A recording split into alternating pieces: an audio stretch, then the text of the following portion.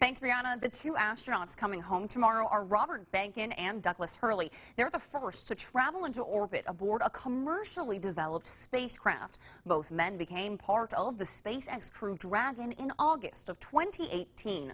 Robert Behnken is also an engineer and the former chief of the astronaut office for the United States. He joined NASA back in 2000 after serving in the Air Force, and he took his first trip into space in 2008.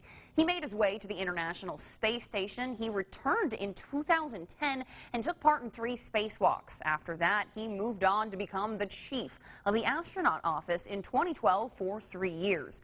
The other astronaut coming home is Douglas Hurley. He's an astronaut, engineer, and former Marine Corps pilot. He made his way to the International Space Station for the first time in 2009. He piloted that mission, which lasted more than 16 days.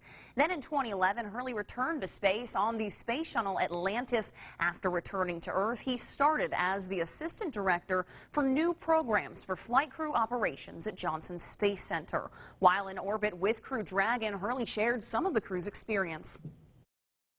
For the most part, we've had pretty good luck with Endeavour as far as on-orbit testing. It's performed just like it did for launch and rendezvous. So we expect nothing different for the splashdown.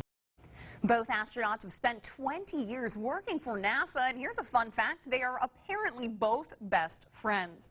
We've been saying the splashdown is historic, and it is for many reasons. The first commercial orbit is one of those aspects, but this is also the first splashdown of a crewed spacecraft in the U.S. since July of 1975.